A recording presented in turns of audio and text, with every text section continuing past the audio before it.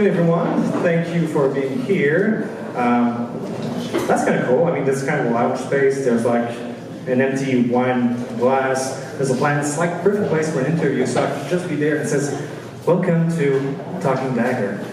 But I won't be doing this because that wouldn't be nearly dynamic enough. So, my name is Phil, and I've been working in so-called agile companies for a while now, like ever since I got out of school. And in all of these companies, it's always pretty much the same thing. You want to deliver quickly at a sustainable pace. You need to have like near-daily scrums and whatnot. But you also want to have a good architecture. You want to have good tests, usually to make sure that everything keeps working in 6 months when your team has doubled in size. And there are a couple of ways to do that, a couple of patterns. TDD was very big, still is actually. And to be able to test, usually people resort to dependency injection. This is one of the go-to patterns that people use, which is basically, instead of calling you for every object that you need to create, you just receive whatever you need to use so that you can mock it later down the road or swap it out to a different implementation if you ever need to. So for example, if you just have a logger somewhere because you want to log something, you could have like a logging interface. You can have one thing in debug, another thing in release, just swap it out at compile time or at runtime. So I've been using like DI ever since I started writing tests, pretty much. At the time on Android, I was using Juice, which is a library that is made by Google. It was very big on the server side, and even in the beginning of Android, we were using it. It was called RoboJuice. Well, there was a lib called RoboJuice that used Juice and added Android bindings. It was working pretty much by magic, which is another way to say reflection. It was very good for what it was doing. I mean, it was injecting dependencies, minimal configurations. It was very cool, but it had a couple of drawbacks. Like, for example, it was like 3 megs in size, so it added like 2 megs to your APK, something like this, a bunch of method calls, and that was in the times when predexing was not a thing, compilation didn't really work, so your build time would become crazy slow. But worse than that was the experience for the end user, because it was starting to initialize the graph when you were starting the app, so it was pretty slow. App startup was critically slow, class loading was slow. Basically, starting splashing was a terrible experience. So, at some point, the fine folks at Dagger started working on a project called Dagger, which was another dependency injection framework, but based on annotation processing. And they were actually able to make some very good decisions because pretty much the people that started working on it had already worked on Juice at Google. They were former Android employees, Bob Lee and Jesse Wilson of OKHTTP's fame. So started working on this, worked out pretty fine, added a couple of constraints, but mostly annotation processing layers, meaning that all the heavy lifting was done at compile time and not at runtime. So it just generates classes, they get loaded when you need them, so it's very fast on the device. It's pretty much like handwritten code. Although it still had like one little tiny bit reflection left, and there was like one rogue class for name somewhere, so it could break full guard. So at some point, Google took back this project and came up with Dagger 2, which slightly different, although in the same mindset, completely annotation processing based, and they got rid of all things reflection. So, that being said, let's talk for the history of Dagger. Let's talk a little bit about how it actually works, how you can configure it in your project, how you can write tests with it, and some little tips and tricks. So, I always try to start with like a concrete sample, a good example. So, here's my awesome app that I worked a long time on. I call it Login String to Nowhere. So, it's basically what you would expect, like text fields for login, text field for a password, you press login, and it redirects to another screen with like hello and whatever the server responded. And the forget your password was never implemented because we all remember our password anyways, right? So, building this, you figure, yeah, it's going to be the easiest thing ever. It would look something like this, I guess, right? Like my own create, I have a click listener, and I call like whatever login that is, and navigate to an activity. That seems simple enough. I mean, that's going to be easy to test, no worries. But when you start to really implement it, you realize that you have so much on your plate to all these little things, like, okay, I need to do a network call, so I need retrofit, I need to HTTP, I need to do some validation, I need to navigate somewhere else. So your really clean code in your head becomes a bit messy. And the one thing I want to talk about is pretty much the dependencies, because Dagger is all about your dependencies anyways. So just to be able to build like a login service from retrofit, you end up having to build a retrofit and configure it with everything that you need. You need to build your HTTP with everything that you need, probably JSON with like your pre-printing, whatever type adapters you have, probably a bunch of other things. Another way to put it is that you have dependencies. You have a graph of dependencies, and this is a graph that we could also say is a direct acyclic graph, meaning that there are no cycles in it. And funny tidbit, this is what the DAG stands for in Dagger, direct acyclic graph. We don't know what the JER means. We think it's silent, but that's why. So Dagger, direct acyclic graph. So what you would like to do, actually, is try to follow the law of the meter, or the least privileged access, by saying my activity, it pretty much only needs the login service, right? It doesn't need to really know about retrofit. It doesn't really need to know anything about HTTP. It doesn't need JSON. What it needs is a login service. So what if your activity could only get what it needs and not bother about how to build it? So this is what we're going to be aiming for. We're going to be aiming to have just a login service, injecting it, which is a standard annotation in JSR, I don't remember what, and we're going to use Dagger to be able to inject it. So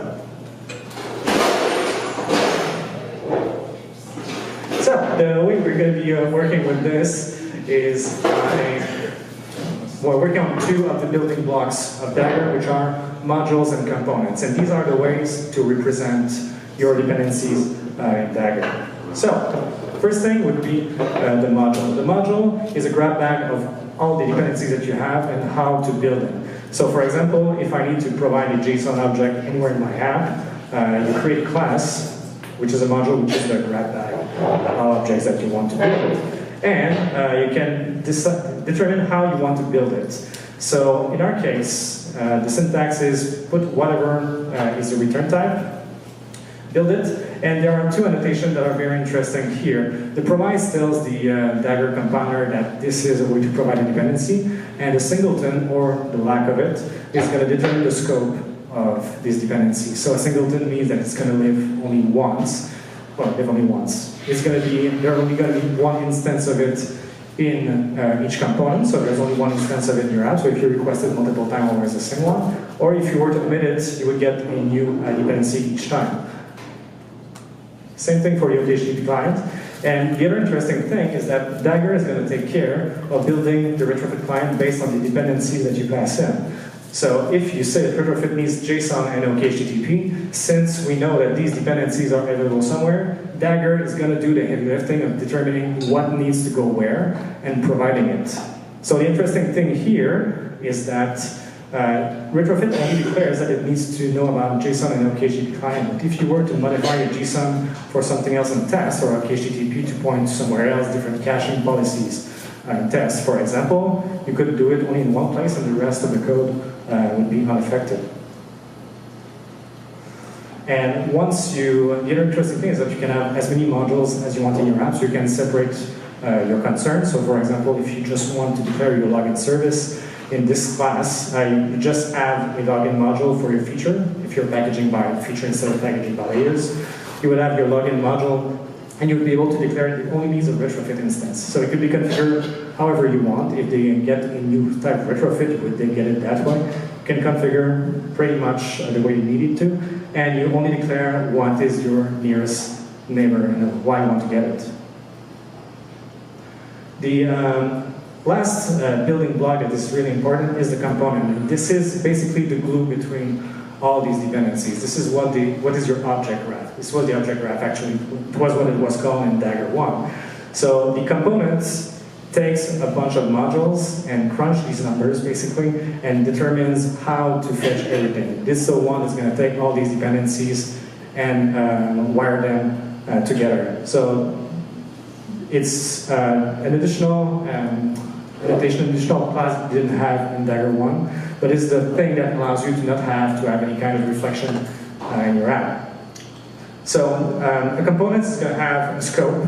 So singleton might be the scope. You can have, for example, the logged in scope, the activity scope, the fragment scope. Scope is something that you can declare yourself.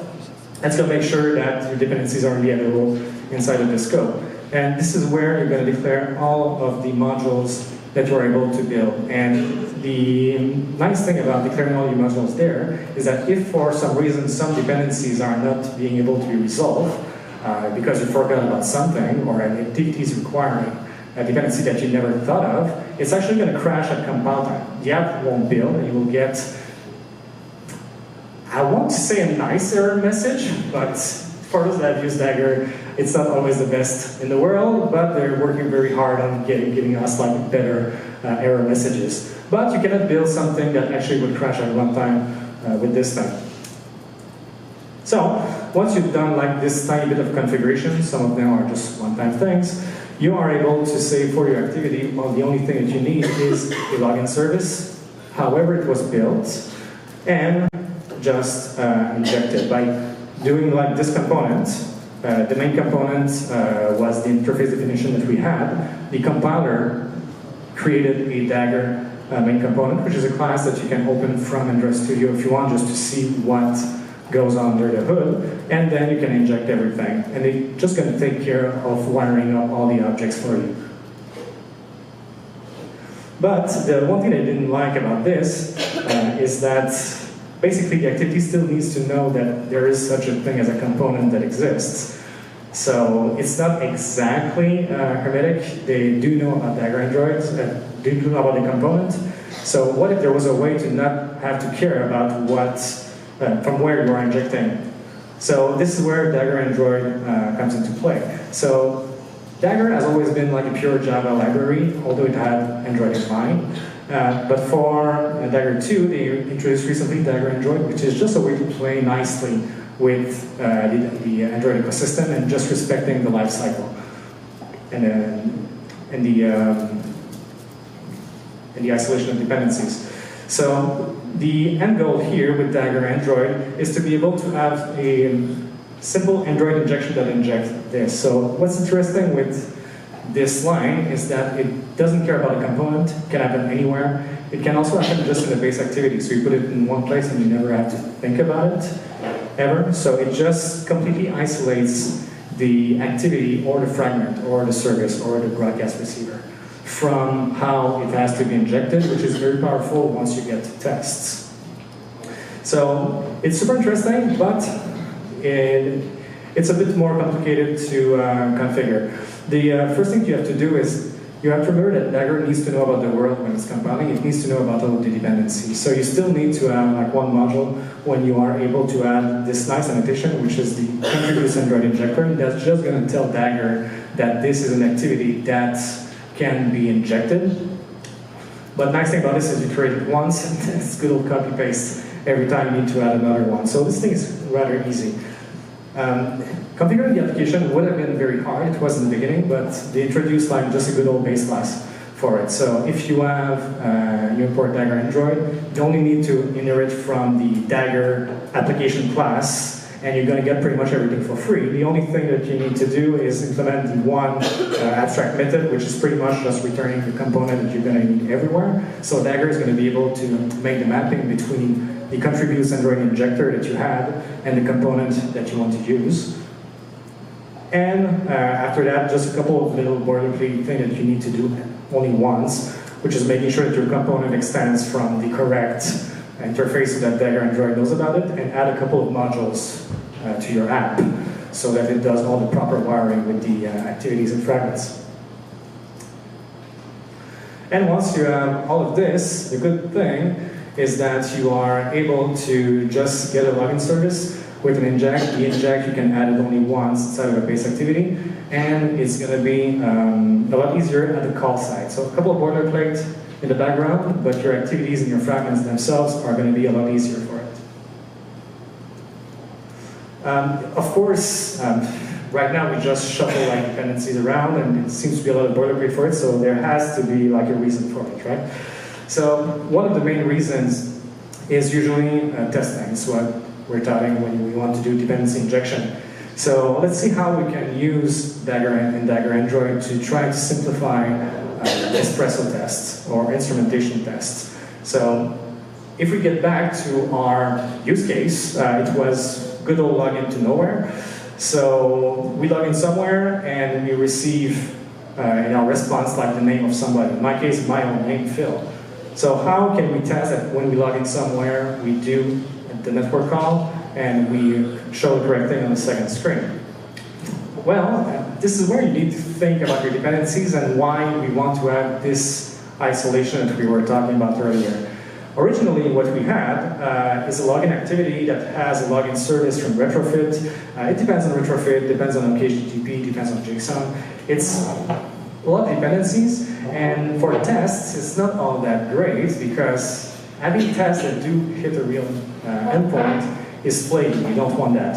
There are a couple of ways to go around this to have better tests. You could like start a web server on your device using mock web servers or WireMock, or you could just not hit the network at all and just get the information that you need. So if you know your retrofit, it's only an interface when you declare a service like a login service. So you can actually just implement it with a plain old object and it's going to work. So this is the approach we're going to take for this example. If you have like a login activity, let's just call it mock login service and be done with it. So this is roughly what the service definition looks like in the retrofit if you have used it. It's just an interface, and retrofit being another annotation processor gonna create the relevant classes to be able to use that interface. So in this case, retrofit interface returns an observable, and based on the talk that we had this morning, could also have been a single instead of an observable, and it would probably have been better. So what we can do here is just generate a mock login service that would return an observable, and it would work perfectly. So what the instrumentation test would look like if you written espresso test before is that very much like an activity, what you could be doing is inject, for example, a login observer inside of your test, basically injecting the result that you want the service to return, and inside of a test you could just set this result and then launch your activity and do all the espresso stuff, navigating to views and asserting that everything is in its place. So by doing this, what you would get is a way to get the activity up on the screen and just not care really about hitting a real endpoint, because what you're trying to assert in this case probably is whether or not the app responds correctly when you receive a certain result. So nothing is ever easy in Dagger Android for the configuration, as some of you might have noticed in the past. There are a couple of boilerplate things that you need to do to get it to work the first time. After that, it gets a lot better. So first thing that we are going to want to do is to provide our modules, our different dependencies. So remember in the beginning we had like a module with the login service, and it was built based on a retrofit interface, which itself was based on OKHTTP and JSON. So in this case we can provide exactly the same thing, but just provide the login service because that's only what we actually need. So in order to do this, what we can do is create large Java subject, in that case, that's always going to return a certain result, and then just provide the login service, which is a mocked or stubborn version in that case, which is just going to return the content of this observable or this subject. So by providing this in a test component, so when you're going to be creating a component, instead of doing the app component we had, you can create a new type of component, which is going to be your test component, which is going to be exactly the same thing as the other one, except that you will replace the login module that you were passing in first by whatever you need for your test. So you can just inject new kind of dependencies in that place, and it's going to be used in the test. And the little boilerplate thing that you're also going to need to do, which people don't really talk about, is that you also need to create a new application object, which is a one-time setup, and you're going to get it for all of your tests afterward, just to be able to inject your new component.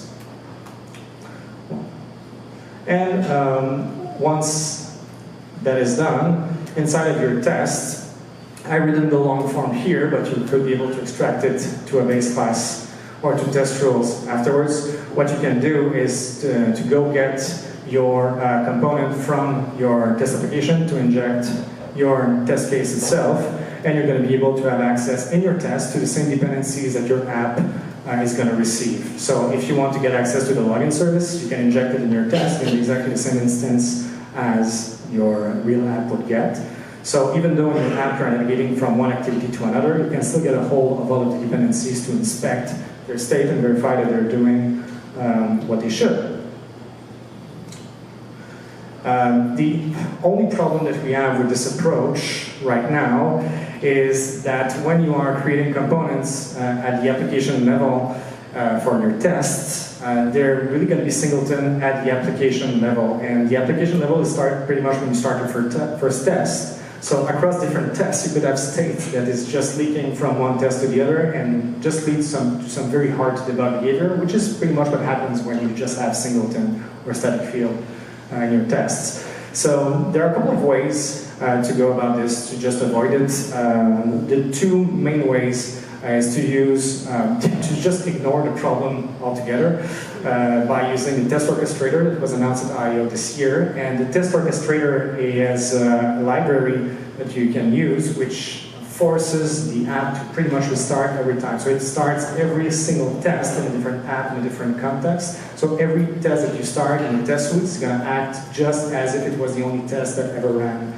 on your machine. So if you have a couple of flaky tests that you just can't seem to get rid of, and you want to take the easy way out, the test orchestrator works. And I say easy way out, like tongue-in-cheek. I mean, this is what Google is using in their infrastructure, because even though they built Espresso, they realized that at some point there's going to be flakiness. So just to make sure, let's run everything isolated.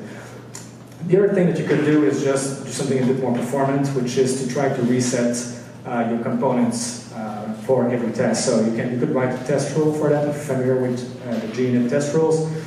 You could also have some helper methods or a base class. Would totally work.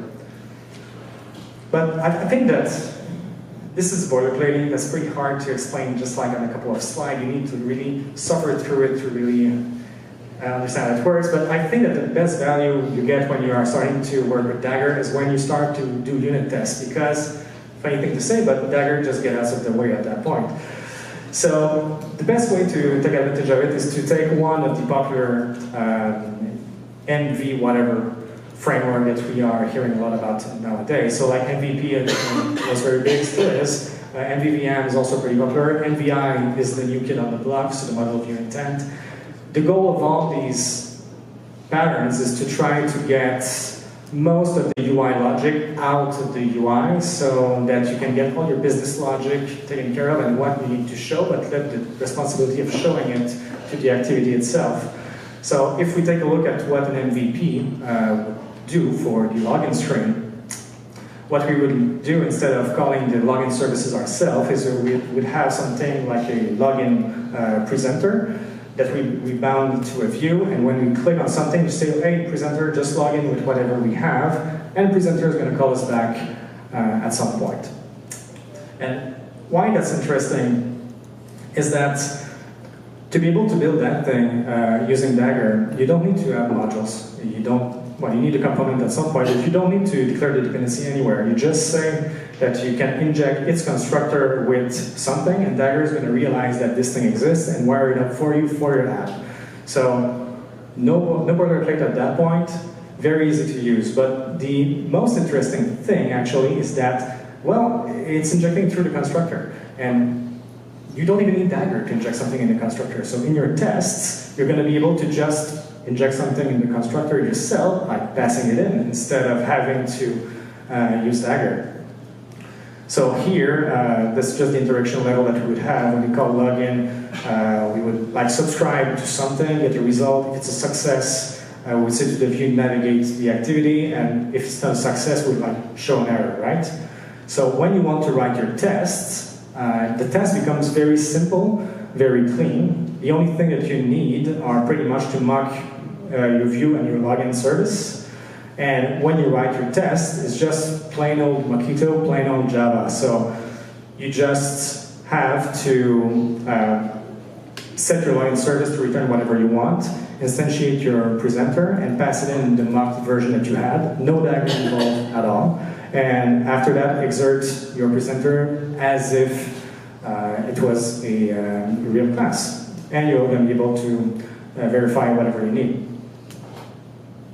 So this is pretty much what we have as to how to unit test, how to instrumentation test, how to set it up. But I think that a couple of tidbits of information that are always interesting to know about Dagger. So these are all the things that pretty much fit on a single slide and a few lines that are quick to grasp. So Dagger supports constructors and modules. So if you have modules and you need to add a parameter, for example, you have your application module and you need to pass in the application context, you can pass in parameters to your constructor. The only thing is that when you're going to instantiate your modules, it's going to create a builder for it, and you're going to have to pass in your module itself. So if you have some configurations, if you have passed in your context, something like this is the place you would put it. One of the patterns that we use very often, usually with Dagger, is you have an interface somewhere and you have a single concrete implementation to it. So you write your app provide interface and pass it the implementation. It's so it happens so often that basically there's a quick syntax for it. So if you use the binds keyword, you can create an abstract, whatever interface you're trying to bind, and pass in the implementation, and Dagger is going to be able to generate an optimized code for it. You can avoid writing some factories. You're going to get code that is a bit faster to execute, and all fits on one line. The other optimization they made recently is that they followed the performance guideline in Android that says that static methods are a lot faster to execute than regular method. And even they don't really believe that's true, but they still say that if you write your code as static, it's going to execute faster. But the most interesting thing here is that writing your method as static is actually a bit more performant on the bytecode. It's going to generate a little bit more, a little bit less code, and it allows you to put them in abstract classes too. If you ever need to have bindings that are optionals, so something that could be nullable, could be there, could not be there, there is a binds optional annotation that you can use for that. Otherwise, if you try to pass in something null, that shouldn't be just going to pretty much crash. Modules of modules, you should totally use them if you're using Dagger. So it's just, you can have modules that includes a bunch of other ones, so it's just a grab bag of different modules. So it allows you to really architect your app in a way that makes a lot of sense. So it makes sense to say, here are all my feature modules, for example, or here are all my features that can be overridden for tests, for example. So you know that these modules must have their counterpart in the test component.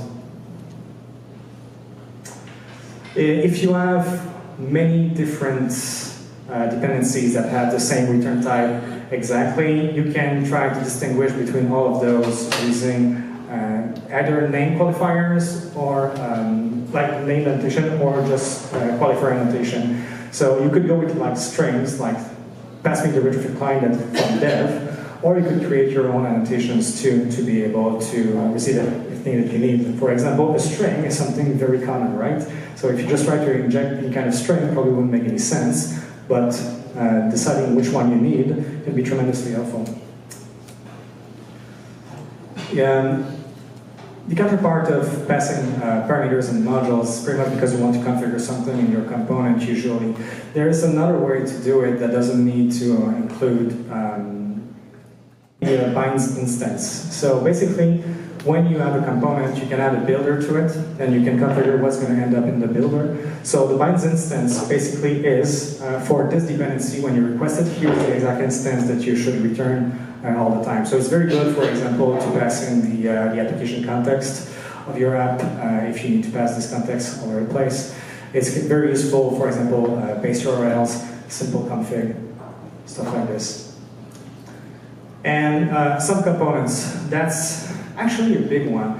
The subcomponents are basically components that you can create that have a narrower scope than the main component that you might be using in your app. So when you create a subcomponent, you iterate from all the bindings, from all the dependencies of your parent component, and you can specify new ones, and you can throw away this component as you need them or not. So one example of this would be, for example, if you have a logged-in state for your app. So pre-login, you have a couple of dependencies, and then you want to inject stuff after that that includes, for example, the username, the session token, or whatever. So by using subcomponents, you can have this finer-grained control over what dependencies you want to use. The only drawback to subcomponents is in the generated code itself. So as you make more use of subcomponents, the classes generated by Dagger will grow pretty quickly too. So basically a subcomponent ends up being coded as an anonymous inner class, well, as an inner class of a component, so you can have components that grow in size.